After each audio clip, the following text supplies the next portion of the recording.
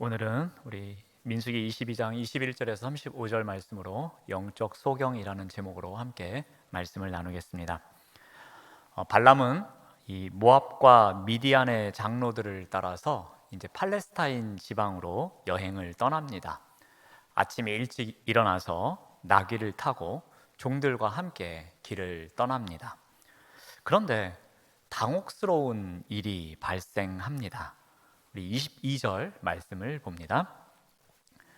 그가 감으로 말미암아 하나님이 진노하심으로 여호와의 사자가 그를 막으려고 길에 서니라. 발람은 자기 나귀를 탔고 그의 두 종은 그와 함께 있었다라고 합니다. 발람이 발락에게 가는 것을 여호와께서 허락하셨는데 정작 발람이 길을 나서자 진노하시면서 그 길을 막아 서십니다. 하나님께서 마음을 바꾸신 것 같기도 합니다. 하나님께서 과연 이 발람을 막아선 이유가 무엇일까 궁금해집니다. 오늘 읽은 본문 말씀에 우리 끝부분을 가보시면 32절이 있습니다. 32절에 이런 내용이 나옵니다. 보라, 내 앞에서 내 길이 사악함으로 내가 너를 막으려고 나왔더니 라고 기록합니다. 그러니까 하나님께서 불과 몇 시간 만에 이 마음을 바꾸시고 이 발람의 길을 막으신 이유는 이 발람의 여행 의도가 사악했기 때문이다라고 기록하고 있습니다. 이에 대해서 이 베드로후서 기자도 다음과 같이 이야기합니다. 우리 베드로후서 2장 15절 말씀을 한번 참고로 찾아보면 그들이 바른 길을 떠나 미혹되어 브올의 아들 발람의 길을 따르는도다. 그는 불의의 삭슬 사랑하다가라고 합니다. 여기서 말하는 그는 이제 브올의 아들 발람이죠. 그러니까 발람이 불의의 삭슬 사랑하는 사람이었다라고 이야기를 합니다. 그는 하나님께서 분명히 지시하셨습니다. 그곳에 가면 내가 너에게 전한 말 이외에는 절대로 하지 말라라고 명령을 하셨습니다. 그런데 그의 심중에는 다른 생각을 한 것입니다. 그의 마음속에는 불의의 삭시 생각이 난 겁니다. 내가 가서 하나님의 말씀을 전하긴 하지만 그러다가 그들이 원하는 거 한마디만 해주자. 그러면 엄청난 대가를 내가 얻을 것이다 라는 생각이 있었다라는 겁니다.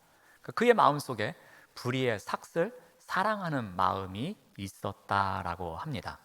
그러자 하나님께서 이 발람의 길을 막으셨다라고 합니다. 여호와의 사자가 마치 그의 대적자를 막는 것처럼 이 발람의 앞을 막아 섭니다. 자, 그런데 문제는 발람이 이것을 깨닫지 못한다라는 것입니다. 마치 발람이 영적 소경이 되어서 아무것도 발견하지 못하게 됩니다. 요단 동편에서 가장 유명한 점쟁이였습니다. 그리고 그는 꿈을 통해서 신탁을 받는 예언자였습니다. 아무리 자신의 재능이 뛰어나더라도 하나님 앞에서는 영적인 소경일 뿐이었습니다. 영적 소경인 이 발람에게는 어떠한 증세가 나타납니까? 그는 오직 한 가지만을 사랑했어요. 불의의 삭슬 사랑했기 때문에 볼 것을 보지 못합니다. 그는 불의의 삭슬 사랑했기 때문에 속마음으로는 전혀 딴 생각을 하고 있었습니다. 그는 불의의 삭슬 사랑했기 때문에 가서는 안 될 길을 가고 있었습니다. 자, 그런데 그가 가는 길에서 한 사건이 발생합니다. 영적인 소경인 이 발람을 깨우치기 위한 사건이 일어납니다. 바로 나귀의 등장입니다. 우리 23절 말씀을 봅니다. 나귀가 여호와의 사자가 칼을 빼어 손에 들고 길에 선 것을 보고 길에서 벗어납니다. 그리고 어디로 들어갑니까? 밭으로 들어갑니다. 그러자 발람이 어떻게 합니까? 나귀를 길로 돌이키려고 채찍질을 합니다. 그러니까 나귀가 본 것이 있습니다. 여호와의 사자가 칼을 들고 있는 것을 보았습니다.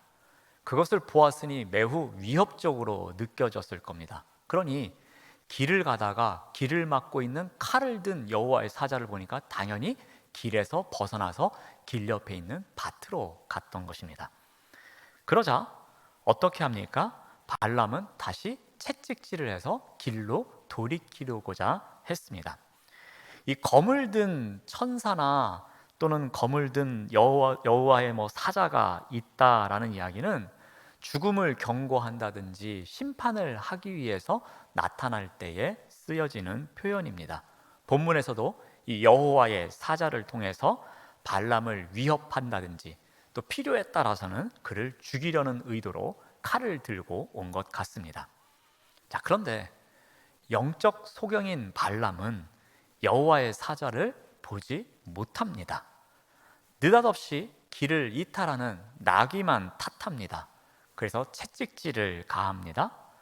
상황의 긴급함을 알지 못하는 행동입니다.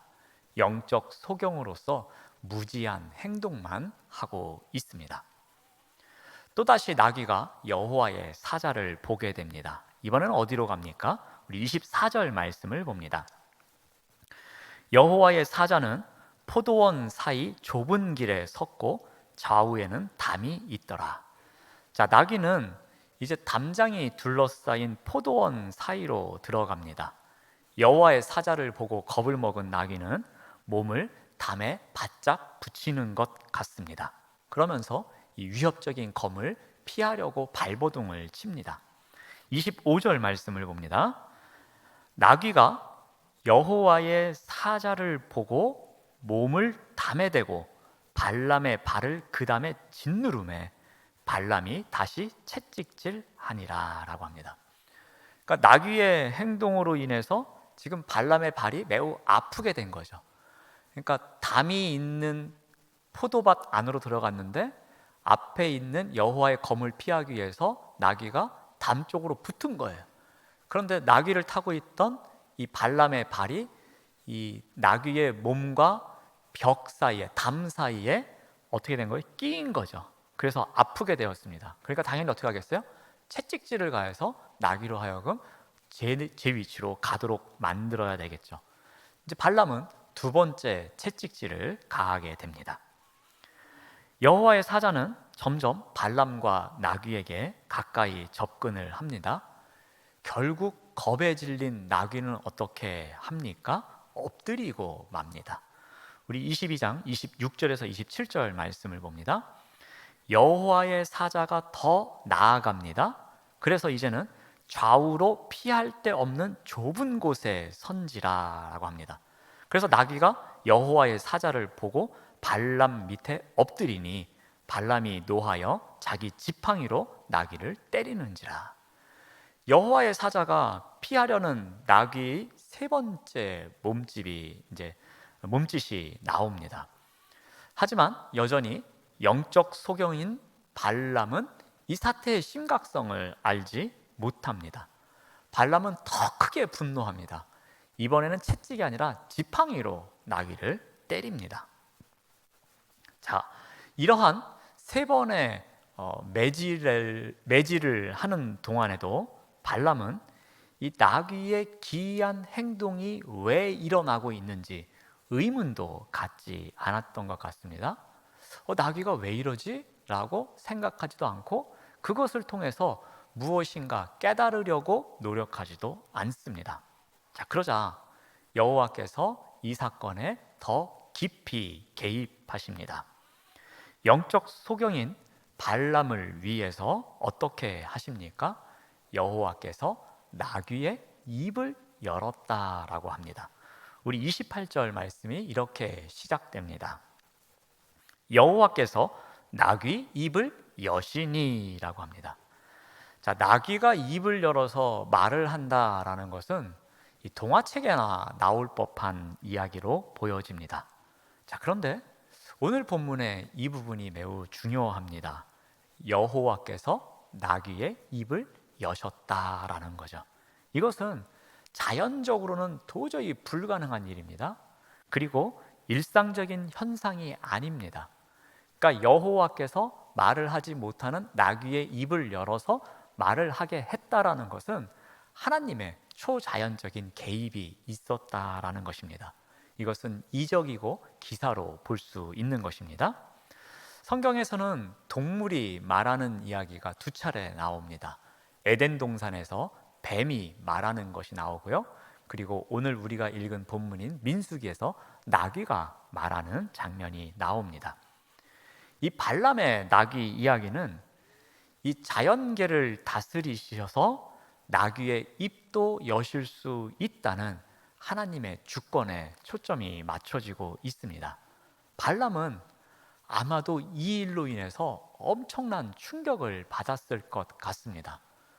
말을 하지 못하는 동물이 하나님께서 그 입을 열어서 말을 하게 하셨으니 그 장면을 본 발람이 얼마나 놀랐을까? 그건 우리가 상상할 수 있을 것 같습니다. 자, 입을 열게 된 나귀가 무슨 말을 했겠습니까? 왜 나를 3번씩이나 때리냐고. 그것에 대해서 당연히 따지겠지요. 자, 우리 28절 말씀을 봅니다. 발람에게 이르되 내가 당신에게 무엇을 하였기에 나를 이같이 3번을 때립니까? 라고 나귀가 말을 합니다. 발람은 이에 답변하기를 이렇게 말을 합니다. 내가 멋대로 길을 이탈하니까 말을 듣지 않으니까 때리지 않았겠느냐.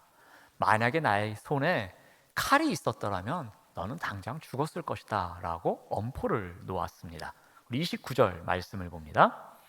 발람이 나귀에게 말하되 내가 나를 거역하기 때문이니 내 손에 칼이 있었다면 곧 너를 죽였으리라 라면서 이때까지는 어느 정도의 허세를 부리며 좀 이렇게 떵떵거리면서 이야기를 합니다. 근데 여기 발람이 이야기하는 이 칼이라는 단어와 여호와의 사자가 들고 있는 그 칼이 같은 단어입니다. 이것은 이러한 의미가 있습니다. 길을 이탈한 나귀는 하나님의 뜻을 벗어나 엉뚱한 목적의 여행을 하고 있는 발람과 견주어서 비교가 됩니다. 그러니까 길을 벗어난 나귀가 이 발람의 분노를 일으켜서 매질을 당하고 칼에 죽을 뻔한 것처럼 하나님께서 가지 말라고 한 길, 가서 어떻게 해야 되는 그 길을 사악한 마음을 먹고 가고 있는 그 발람을 향하여서 하나님께서 분노하고 심지어는 죽일 수도 있다라는 것을 나타내는 이야기입니다. 하나님께서는 발람으로 하여금 이러한 교훈을 깨닫도록 하려고 나귀의 입을 여신 겁니다. 영적 소경인 발람이 지금 나귀에게 일어나고 있는 이 일을 봄으로 말미암아 이 나귀에게 일어나고 있는 이 일은 곧 누구에게 일어나는 일이라는 것을 깨닫게 하시는 겁니까? 자신의 이야기입니다. 주인의 말을 듣지 않고 이렇게 길을 잘못 가고 있으면 맞아야지 하면서 막고 있고, 칼이 있었으면 너는 죽은 목숨이야 라고 했는데 마치 그것은 여호와의 사자가 자기를 바라보는 것과 똑같다라는 것을 깨닫게 하시기 위함이었다라는 겁니다. 나귀의 계속되는 항변은 이 발람을 더욱 부끄럽게 만듭니다. 우리 30절 말씀을 봅니다. 나귀가 발람에게 이르되 나는 당신이 오늘까지 당신의 일생 동안 탄 나귀가 아니냐. 내가 언제 당신에게 이같이 하는 버릇이 있었더냐. 그가 말하되 없었느니라. 자, 나귀는 이야기합니다. 주인님, 당신이 평생 동안 나를 타고 다니지 않았습니까? 그런데 내가 이렇게 3번이나 거역하면서 말을 듣지 않은 적이 있었습니까? 라고 물어봅니다.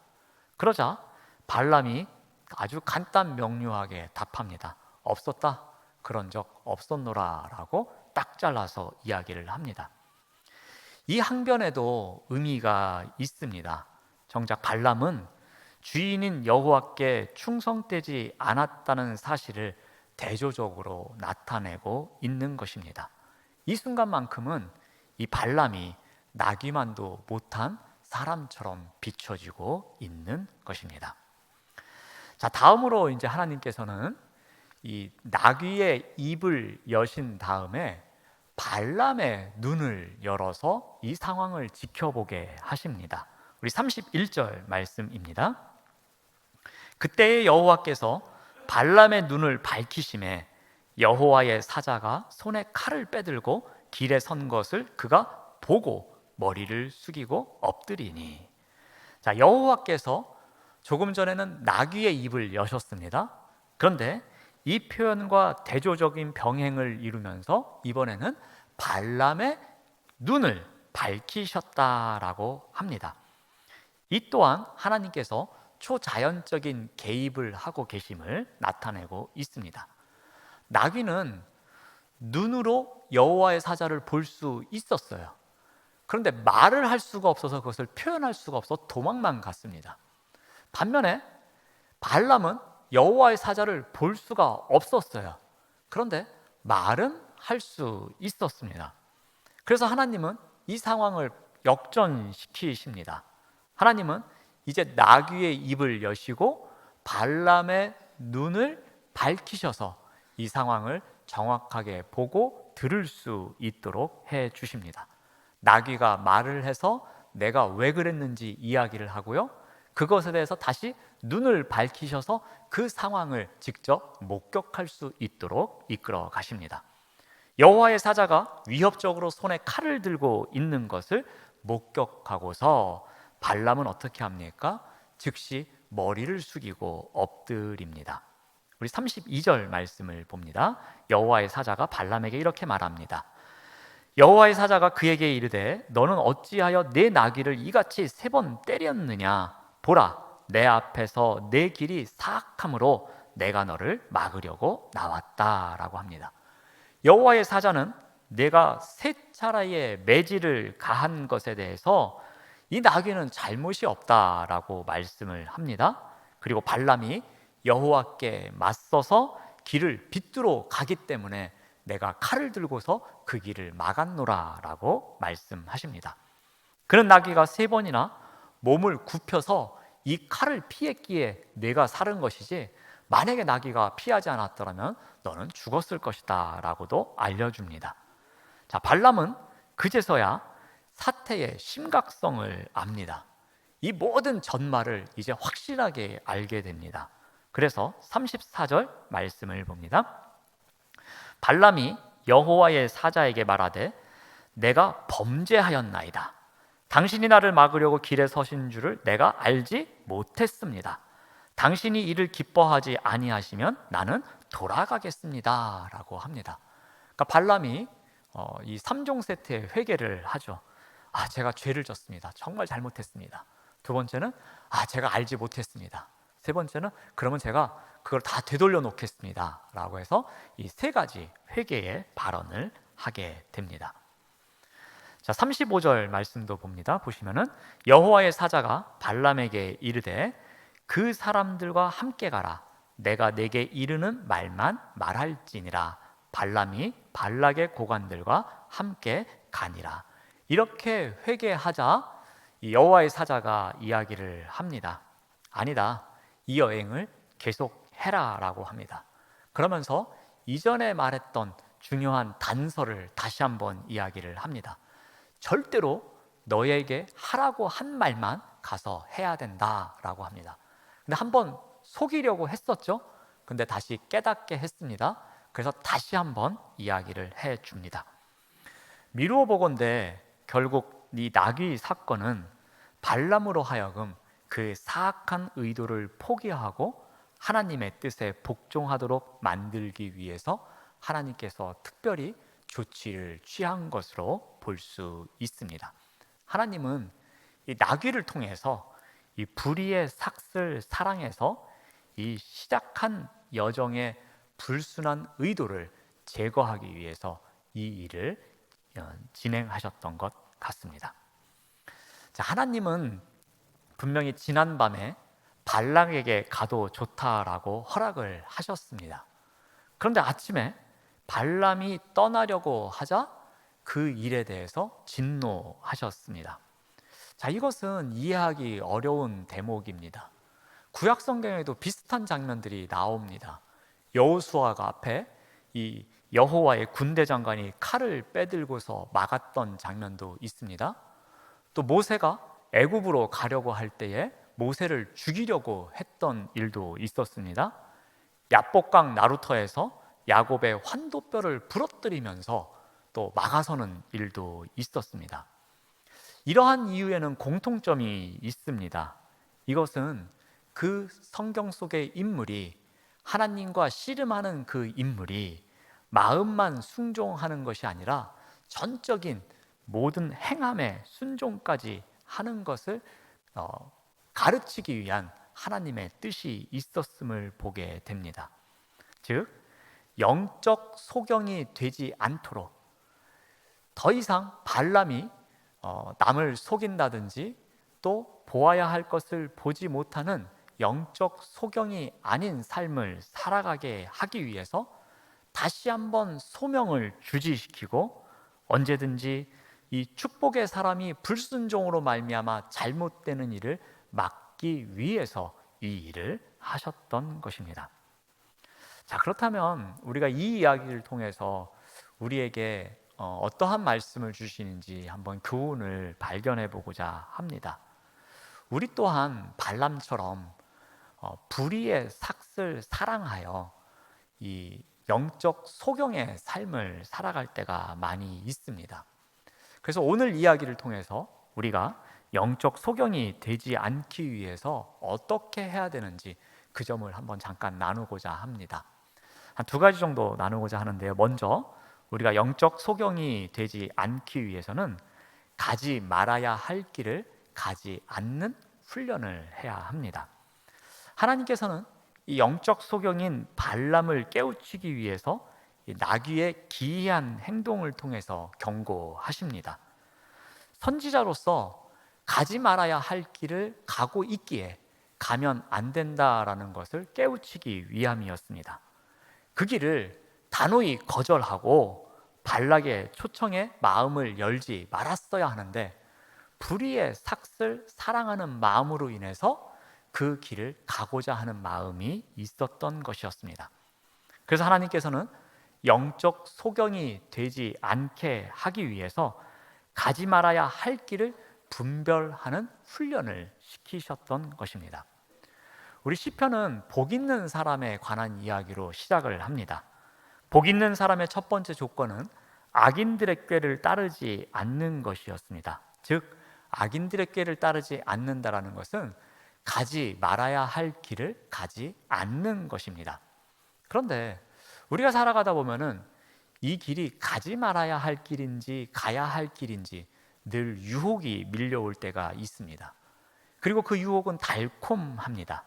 그래서 분명히 가지 말아야 할 길임에도 불구하고 그 길을 갈 때가 많이 있습니다. 왜요?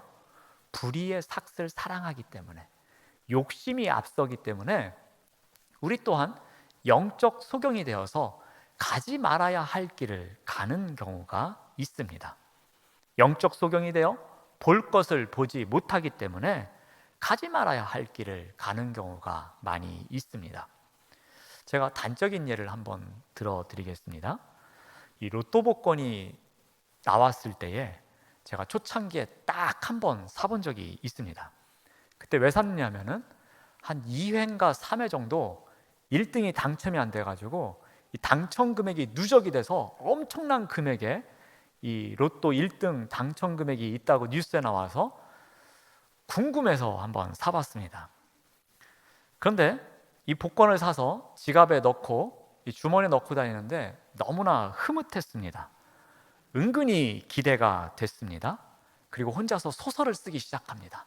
내가 1등이 된다면 어떻게 할까라는 생각. 그런 생각에 며칠 동안 행복하게 보냈던 적이 있습니다. 당연히 당첨이 안 됐죠. 그러니까 제가 이 자리에 서 있을 겁니다. 그런데 그때 찾아온 실망감이 컸습니다. 제가 1등이 되지 않아서 찾아온 실망감이 있었는데, 제가 그 며칠이 지난 다음에 그 실망감보다 더 큰 실망감을 발견했습니다. 그것이 무엇이었냐면, 제가 나도 모르게 복권에 집착하고 있었다라는 것입니다. 그 복권 한 장에 집착하고 있었던 저의 모습을 보면서 더 실망했던 일이 있었습니다. 그러면서 그때 다짐했습니다. 절대로 이런 것은 다시는 하지 말아야겠다라고 생각했습니다. 이 일은 내가 감당할 수 있는 일이 아니다. 괜히 이 종이 한 장 때문에 욕심이 생기기 시작하고 이 욕심이 나로 하여금 꾀에 넘어가게 만드는데 이 길은 가지 말아야 할 길이구나라는 생각이 들었습니다.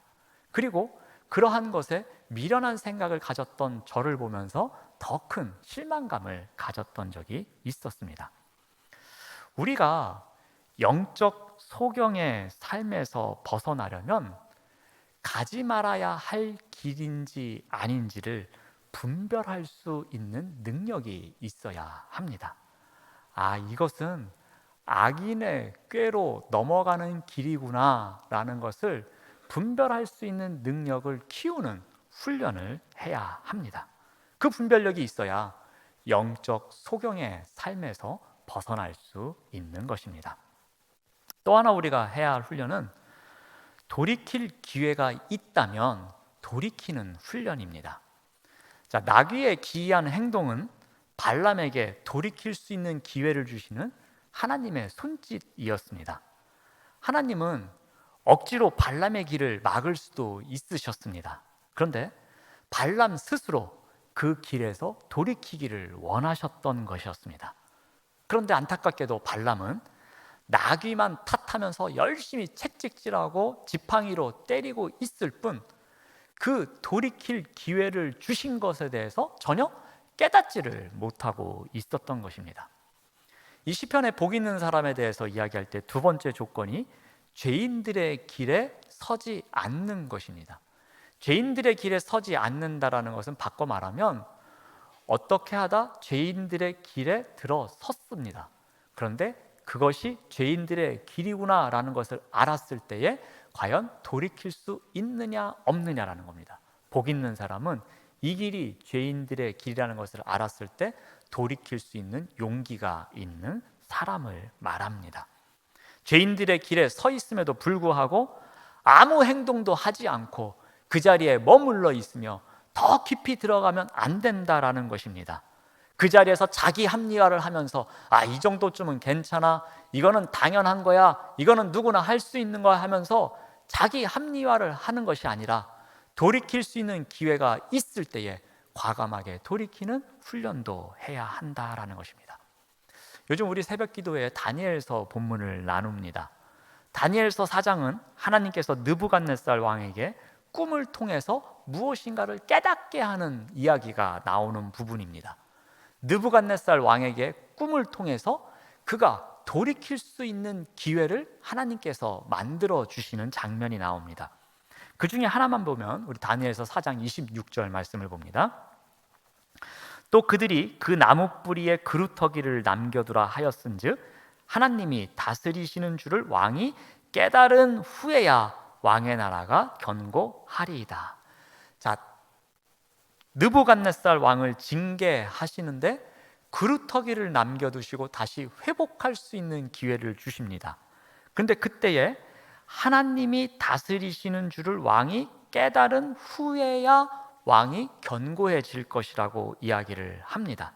즉 하나님께서는 권세를 주시는 분이시기도 하지만 권세를 빼앗으시는 주권자이시다라는 것을 깨닫게 하기 위함이었습니다. 그런데 느부갓네살은 돌이킬 기회에서 돌이키지를 않습니다. 자신의 권력으로 충분히 이겨낼 수 있을 것이라고 생각합니다. 하나님이 다스리시는 줄을 깨달을 수 있는 기회를 놓쳐버립니다. 자신의 힘을 빼지 않고 자신의 권력만 믿습니다. 여전히 하나님 없이 살아가려고 발버둥 치고 있습니다. 바로 영적 소경의 삶입니다. 우리에게도 다양한 길이 있습니다. 모두가 다 좋은 길이면 좋을 텐데 때로는 가지 말아야 할 길을 갈 때도 있습니다. 그런데 영적 소경으로 살아가면 분별하지 못해서 그 길을 계속 가게 됩니다. 중요한 것은 그 길이 잘못되었다라는 것을 알 때에 그것을 깨닫게 할 수 있도록 다양한 일을 통해서 우리가 깨달을 때에는 돌이킬 수 있는 기회를 주시는 거구나 할 때에 우리가 돌이킬 수 있는 마음이 있어야 한다라는 것입니다. 영적 소경은 이러한 돌이킬 수 있는 기회를 바라보지 못합니다. 그러므로 죄인의 길에 서 있을 때일지라도 깨달음을 통해서 돌이키는 것이 중요합니다. 이것도 우리가 훈련을 해야 할 것입니다. 사랑하는 여러분, 우리 또한 발람과 같이 이 불의의 삭슬 사랑하며 영적 소경으로 살아갈 때가 많이 있습니다. 그래서 볼 것을 보지 못하는 때가 있습니다. 그리고 가지 말아야 할 길을 갈 때도 있습니다. 그래서 엉뚱한 길을 가고 있으면서도 내가 잘 가고 있다라고 착각할 때도 있습니다. 영적 소경의 삶에서 벗어나기 위해서는 오늘 말씀을 통해서 우리가 두 가지 필요한 훈련을 한번 찾아봤습니다. 첫 번째는 이 가지 말아야 할 길이다라면은 단호하게 가지 않는 이 분별력을 갖는 훈련을 해야 할 것입니다. 또 한 가지는 혹 그 길에 갔을지라도 돌이킬 수 있는 기회가 있습니다. 그 돌이킬 수 있는 기회에 돌아서고자 하는 그 마음의 결단하는 훈련도 해야 할 것입니다. 이러한 훈련을 통해서 광야 여정을 가는 그 길이 영적 소경으로 걸어가는 것이 아니라 하나님의 백성으로 걸어갈 수 있는 삶이 되어야 할 것입니다. 이러한 훈련을 통해서 하나님의 백성으로 우리의 길의 여정을 나아가시는 우리 모두가 되시기를 바랍니다. 기도하겠습니다. 하나님 감사합니다. 불의의 삭슬 사랑하여 영적 소경으로 살아가지 않도록 인도하여 주시옵소서. 불의의 삭슬 사랑하는 자리라면 가지 않는 분별력을 갖게 하옵시며 불의의 삭슬 사랑하는 자리에 서 있더라도 돌이킬 수 있는 결단의 마음을 가질 수 있도록 인도하여 주시옵소서. 예수님의 이름으로 기도드립니다. 아멘.